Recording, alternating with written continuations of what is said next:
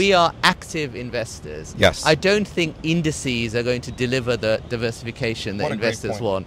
And active investors can find those opportunities all across emerging markets to give you a good outcome.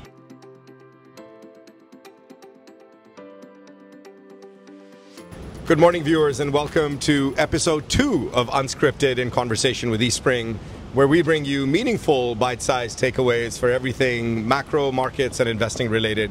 Last week in episode 1, I spoke with Ray Faris, our chief economist.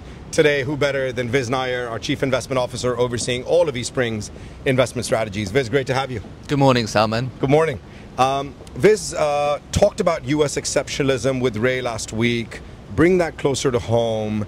How are you advising investors to think about investing and portfolios in the midst of the challenges the U.S. is facing? So look, our core view, which Ray would have presented, would be that we think US growth is likely to be more subdued in the second half of the year.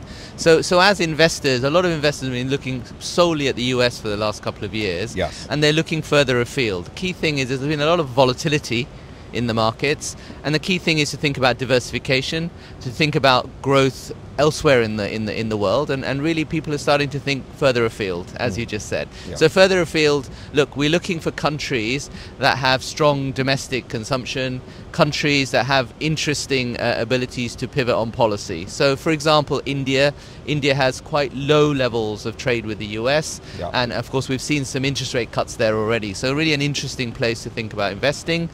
China's been such a sort of lack of institutional investment, especially from the US. But what we see there is we've seen 2% GDP, sort of a fiscal boost worth about 2% of GDP. We're expecting to see a little bit more from China, and then that makes it an interesting place to be in that sort of policy dimension. Then we have Japan, and of course Japan has had a series of difficult years. But what we've seen is a lot of corporate governance issues, and there's a new narrative around corporate Japan also working a lot harder around dealing with that. So I think that there are some interesting parts of the world for investors to diversify, to navigate a world where growth is much more sort of focused away from US into Asia, and actually diversifying their portfolios. That's fantastic. Thank you, Vis. Really appreciate it.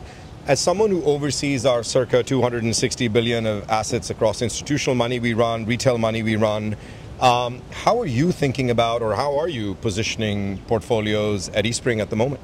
So key thing to think about now, we've got a very clear focus on diversification. So portfolios themselves are going to be a little bit more long duration. Duration really we need to add tactically, because we've seen a lot of volatility at the long end. Now, in terms of equities, we've seen leadership from growth strategies for a number of years.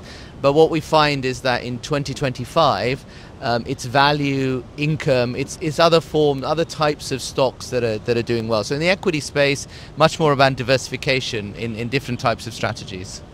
Fantastic, thank you, Vis. And you've talked about a couple of strategies. Overall, how do you think which strategies do you think are standing out a bit more? I mean, we've talked a bit offline about low volatility. We're talking about that to retail investors. Do you want to call out any specific strategies that stand out more on a conviction basis for you? Well, of course, you took the words out of my mouth. So in these times, we've seen a lot of volatility, and low volatility strategies are almost naturally designed for those. eSpring has had a long heritage of delivering those for clients, and I think that's really getting a lot of interest. Then when we think about more diversified strategies, income, for example, continues to do well. And it's very interesting when we think, in terms of the country exposure of things like income. A lot of opportunities in China, for example, very steady, low beta, very steady stocks. And then value has outperformed this year. Really, I think it's just a change in leadership. We've had US growth stocks dominating markets, and I think that domination seems to be a little bit more challenged, and I think that we expect to see a little bit more interest in EM and pockets of EM. I want to just emphasize, we are active investors. I don't think indices are going to deliver the diversification that investors want.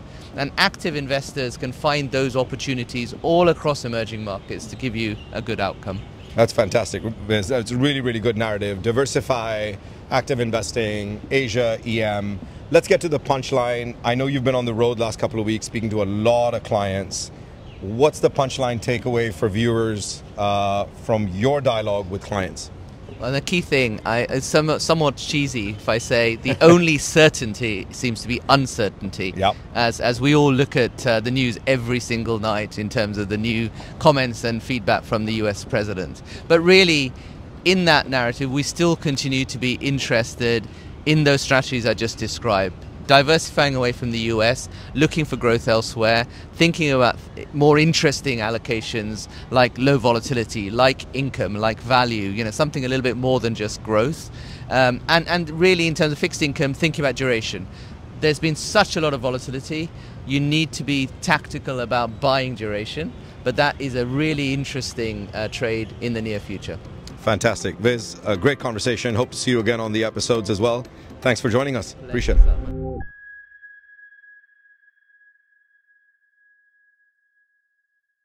投资一定有风险，基金投资有赚有赔，申购前应详阅公开说明书或投资人须知。